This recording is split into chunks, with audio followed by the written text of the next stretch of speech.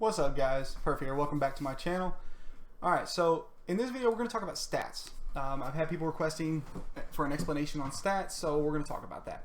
Whether this will be beneficial for you, whether you're leading rallies, defending, trapping, whatever you want to do, this will be beneficial to you. So first we're going to look at defense gear. So my defense gear right now, obviously I'm not a trap anymore on this account. I'm boosting this account up to lead rallies. My research, I have half a mod set, half a set bonus, and then done, and then our battle tactics and down is fully done. I'm not touching building and development right now. It's just too expensive.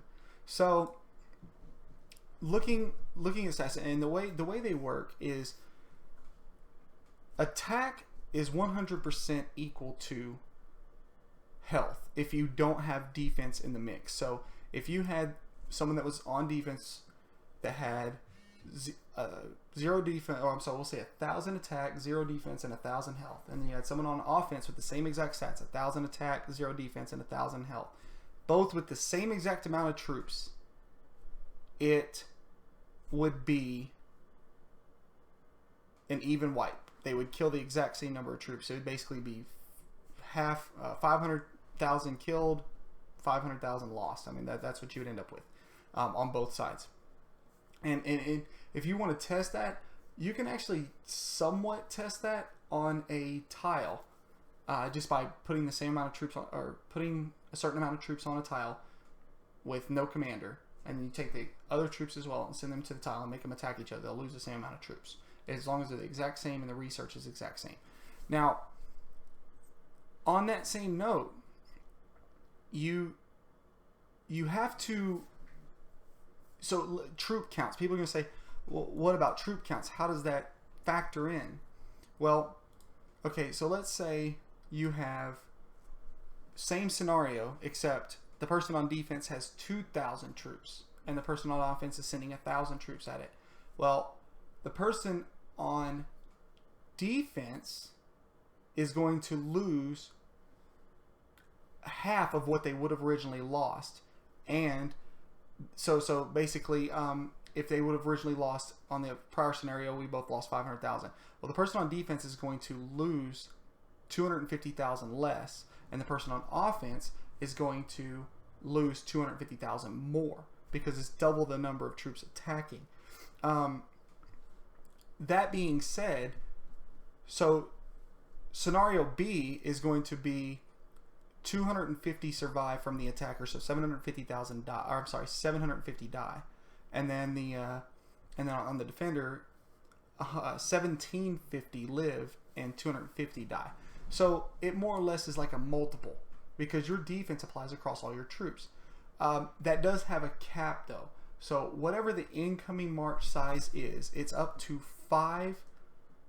It's up to 5 times is where that stacks. So if you have, if the attack comes every time you double the rally size, there's no cap on that. So every time you double the incoming attack size, it's going to do that same effect to the trap. That's why you see traps with so many troops not losing as many. I mean, you see a trap, you could have a trap with,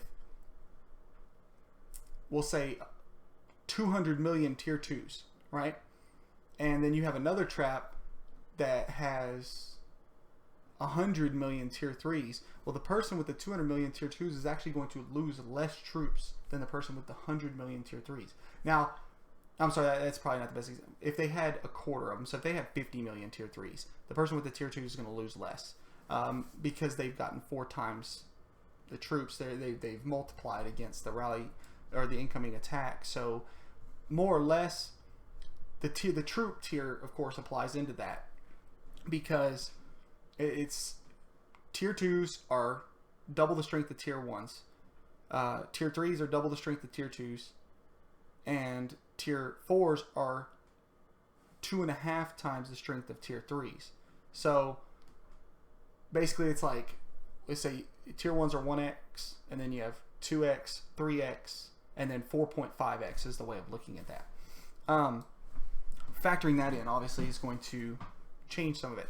So just know that whenever we'll talk about offensive side of this now. So let's say you're leading a rally. I'll show you just real quick a couple of the pieces of the new infantry core set, and why you shouldn't just stack attack on it, because that's the initial thought, is just stack it up with attack. Okay, so I've got this fully modded out, this entire set fully modded out for attack. Adding everything up, I've come out to about 5.5 thousand attack, and that's utilizing the destruction mod set, which gives me an additional 58% infantry attack. So the reason you don't just want to, if you do that, you're only going to end up with, like, I want to say I added it up and ended up being right just shy of 1,000 health. Well, that's awesome. You have 5.5 thousand attack, 1,000 health. You attack somebody, you're going to burn them. Well, unless they're just crazy built, but crazy amount of troops. But if you were to drop that attack down, let's say you drop that attack down to 5,000 attack and pick up 500 more health, so you're up to 1,500 health, you're going to be able to, you're going to kill more troops that way, because your troops are able to get further into their base. Because you got to remember, how it works is, let's say you have a 3 million march rally. All right, well, your 3 million clashes against the first 3 million troops it hits, and based on the health and that attack and all that stats I was telling you before, if your troops survive that, then they go to the next wave of 3 million, or not necessarily 3 million, of whatever the next, however many troops you have left, and it goes all the way down until you end up with no troops left, or all their troops are dead. But you can only go so far in without, and of course their attack plays on this, but you can only go so far in, because once it gets to a certain point, then the troops leave and you end up with a march walking back to your base if your troops survive.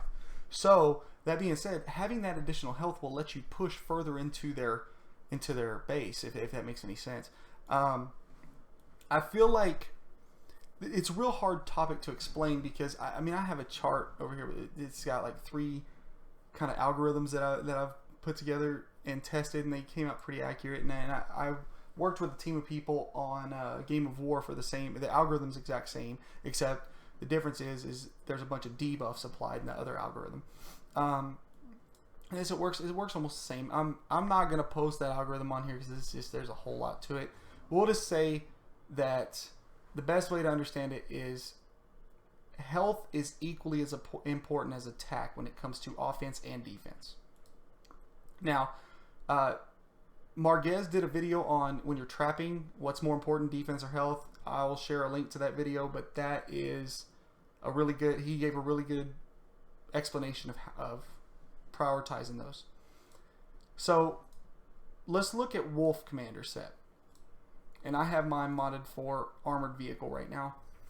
But you will find, and this is funny, but there will be targets based on their troop tier and what their setup is. There will be targets where they will eat an incoming rally from the new core set, the infantry core set, but they will burn to a Wolf Commander rally, and the reason for that is Wolf Commander set is really high on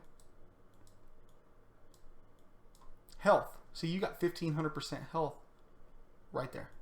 I mean, that's a huge number, and that's kind of an explanation. They kind of will prove what I'm explaining to you guys about how health is equally as important as troop attack when you're on offense. Your boost choice, let's say you're attacking the rail and you're running Wolf Commander.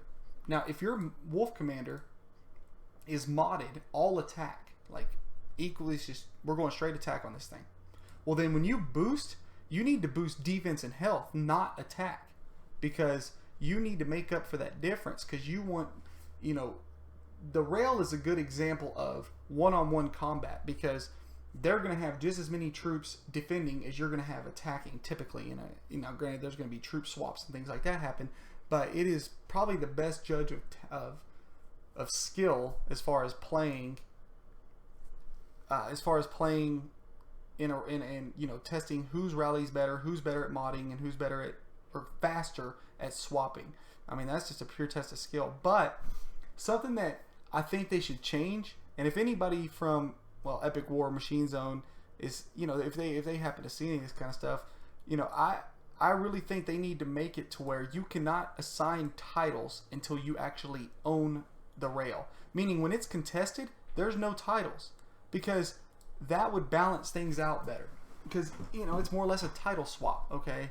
Who's gonna, you know, it's just a better test, a better judge if there's no titles. If it's just pure my gear and setup versus your gear and setup. I just think it would be better that way. But that's just my opinion.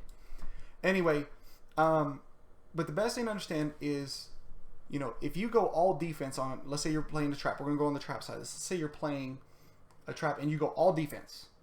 No, you don't put any mods in for health. You don't do anything as far as health. You just go pure defensive gear.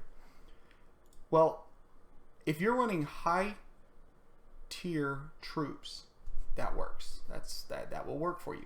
But if you're running tier 2 or lower, if you're running tier 2, basically you've got to have health to bring up the survivability of those tier 2 troops. If you're running tier 3, you can get by with not just leaving the health the way it is and stacking up defense. Because I mean, I could easily get my, let's see, my health would drop down to, oh well, crap, I'm in the wrong set.